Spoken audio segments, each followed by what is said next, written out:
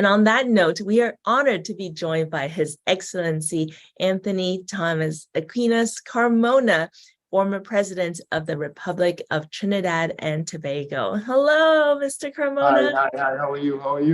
We're Are good. you Thank you. Thank you for joining us. Are you hearing me clearly? We're hearing you very clearly. We can see you wonderfully as well. We are so excited for our viewers. Mr. Carmona has joined us many times before as well. And personally, I'm a big fan. You see from Mr. Carmona's speeches that he is a man of his words. And I've met with Mr. Carmona a few times, and he is just the kindest person ever. And for me, seeing a leader in this world like this is amazing and absolute motivation for me to continue to do something good. So once again, welcome. Thank you very much. Thank you very much. Yes, and we're celebrating the 4th anniversary of the adoption, the day that the resolution was adopted at the United Nations, and also the declaration of April 5th as the International Day of Conscience. So, of course, we're going to ask, what do you think is the significance of conscience in our world today? What about that word? What is it that we can elaborate from? Yeah, well, the thing is, in fact, before I answer that question, I felt that there's a need for me to revisit what happened in Vienna some years ago before the adoption of the resolution by the United Nations. And I just felt I needed to say something, that I recall, being with my wife, Ms. Rima Carmona, and we each gave a feature address at the UN office in Vienna in support of the International Day of Conscience. And I felt, for example, I needed to mention to all and sundry what took place there, because it acts as a platform in the context of what is required of us when we sit at the table of conscience. Because I said what we experienced at that Vienna office, United Nations office conference some years ago, which basically was the launch pad for the subsequent resolution at the United Nations, was an honesty and sincerity of purpose, a selflessness and a genuine humility among our assembly of advocates, by way of submission to a great collective cause that went beyond mere individual or personal aspiration. Now, don't get me wrong. In our individual hearts, we wanted the UN to declare the International Day of Conscience. Not for me, not for you, not for I, but for everyone, all of us over the world. And that remains with me the motivational factor that has me here this morning.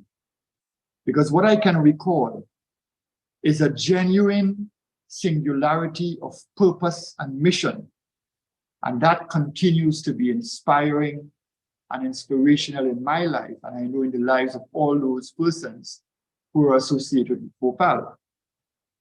Now, coming to the question of conscience, I have often regarded the conscience as the talisman in our individual and collective lives, because it has to do with engaging international benchmark standards of morality, of integrity, and of good governance. Because what I have found over the years is that if in fact we had more leaders with conscience, leaders who engage their consciences, I think in fact we would have a better world. In fact, I want to repeat what Dr. Hong, our founder and esteemed leader, has indicated time and time again, and I wish to quote him. And he says, if everybody acts according to his or her conscience, world peace will become a reality. End of quote. And those simple words are so profound, because in more ways than one, they are telling us what is the key to humanity's prosperity. Because when you look at, for example, what is taking place in the world today, the common good, that desire for the common good and common beneficence for all, it is buckling in the face of executive and institutional wrongdoing.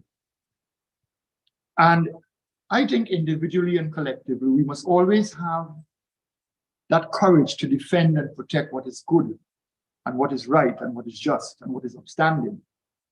And this is where, in fact, the conscience, in fact, becomes the genesis of that tsunami in our lives, if I may so describe it. You see, we live in a world where governance structures and constitutions are often founded on exemplary moral principles and great philosophies. But they are always plagued by corruption, a lack of transparency, accountability, and a lack of integrity. This is what you find often in the halls of power. And what is even more concerning is that the moral fiber in modern day governance has been made threadbare, where politicians feel that they are owed more than they are paid, that somehow they have a right to tinker with the state's coffers, that they have a right to engage in power rather than service. And this is why, in fact, the conscience has such utilitarian power, in my view. Because the conscience, in fact, doesn't only tell you what is right and wrong, but it provides you with an instantaneous response when you are called upon to react to bad situations or situations that are unjust. And that is why, in fact, for example, I feel there is a need to envelop and to develop and nurture in our young children from kindergarten the importance of following the voice of conscience. So in synopsis, I know we are pressed for time, but in synopsis, I feel, in fact, this is how conscience can work both in our individual lives and in our collective lives. It can make us better persons, better people. It can make us more loving, more caring, more compassionate, more empathetic to those in need, to persons with disabilities, to persons with special needs. And more importantly, we will ensure that no one is left behind. Because, when you look at, for example, the patrimony of the world, in all these various countries where you have internecine warfare, you have ethnic divisions, there's a sense that many people are not getting the just due of a nation's patrimony. And if you're a leader and you say, listen, what should I do? And you quietly go into a room and listen to your conscience, you will do good to all manner of persons, regardless of race, ethnicity, class, or economic status. That's a wonderful point, being quiet and really able to hear the courage and the sound of courage, as Your Excellency mentioned, to find the voice from within, the conscience, the instantaneous response that leads to courageous acts, kind acts. And we'd like to take a moment to take a look at the conference in Vienna. As His Excellency mentioned, the International Day of Conscience was launched. The declaration was launched on April 5th, 2019, and the World Leaders Summit of Love and Peace at the United Nations in Vienna to awaken people's conscience. And we do have record of all this, and we see Mr. Carmona pictured with Dr. Hong, and we see from the article that Mr. Carmona said on that day, let conscience be our guide, with enthusiasm, which is what we love to see. It helps us be, like I said, reminds me, it reminds a lot of us to have that energy as we continue to go forward. And I believe that is something that Mr. Carmona said, from being quiet and calm with ourselves, and we find that source of energy. So thank you for sharing that. And we love revisiting some of the history, key moments in helping facilitate making all of this happen. So thank you for highlighting that again. And I'm wondering if you have any stories or examples of how conscience has guided you in a key moment that led to a beneficial outcome, or what was the outcome? Yes, indeed. I do recall that I was the presiding criminal judge in a murder case in Port of Spain, because I have been a Supreme Court judge for some 10 years before I became president. And the trial lasted around 6 weeks. the defense attorney and the prosecution had given their address.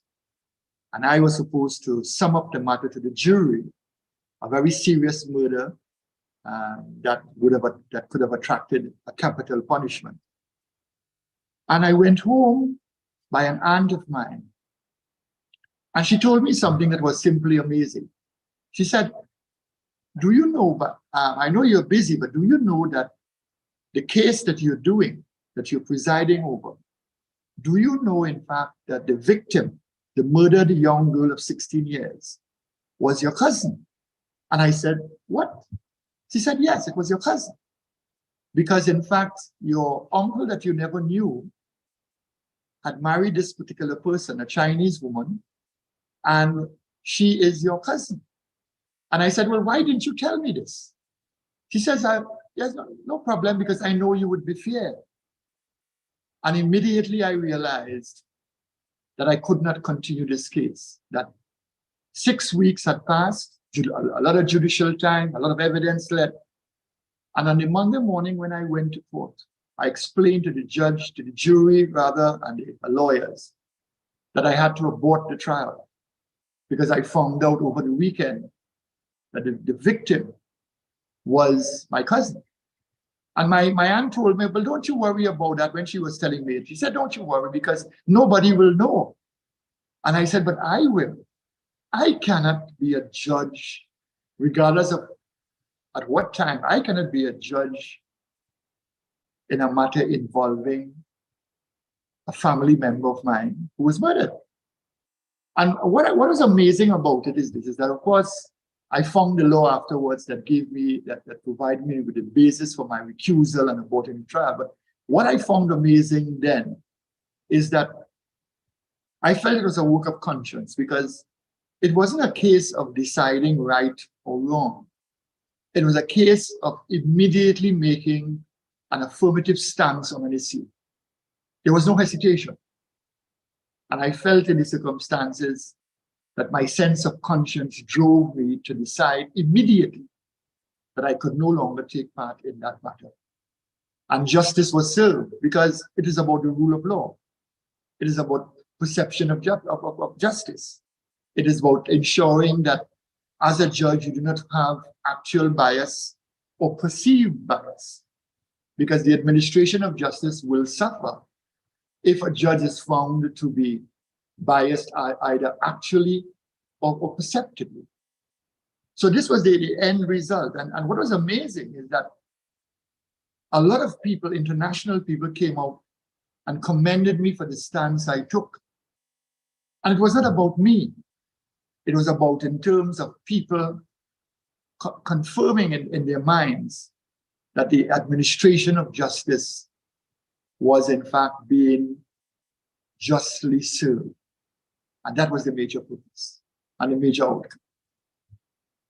That is absolutely amazing. Amazing. And I don't know if people who are watching right now, if you can imagine being in that position, having to make a decision that is very close to your heart, basically, whether it's the position of being the judge or finding out it's your cousin. And it takes me back to the first part that Mr. Carmona mentioned, actually, taking the time every day to be quiet and then having that instantaneous response, right? As you mentioned, to know that this is what I have to do right now. And it is important for us leading up to every decision that we make. So it's amazing. It's amazing. You are amazing, Mr. Carmona. Every story you bring to I am your humble servant. But every story you bring to the table, seriously, as I mentioned, is an encouragement that it is possible to apply our conscience in every corner. And as you mentioned, it encourages others. Other people came to you to commend you for this act, and it is something that we can all learn from. Any special messages from today's conversation you would like to say, maybe to the youth, especially? Well, I feel in fact I need to mention that the students of today are the executives of tomorrow, are the leaders of tomorrow. And sometimes I think we do not appreciate the potency of that statement, because As I've coined and I've stated, I've always impressed during my presidency, telling the population at large, do the right thing because it is the right thing to do. I have impressed this with politicians and with leaders in all spheres of social activity. Because what I find very often happening is that there is need probably for our curricula in schools to basically be recalibrated to meet the needs of our society in creating young men and women and future leaders who are compassionate, who are empathetic, who in fact are caring. Because time and time again, and when I look at a lot of the politicians all over the world, when I look at, for example, the leaders that are causing all this strife, they are often very educated, but they are educated monsters. And I think we need to stop creating and nurturing educated monsters. And one way of doing it is, in fact, by engaging a curricula where, in fact, conscience becomes the talisman of every subject, where, in fact, young children from kindergarten are taught to listen to that inner voice that lies in your heart and in your mind and in your soul and in your spirit, to do the right thing because it is the right thing to do.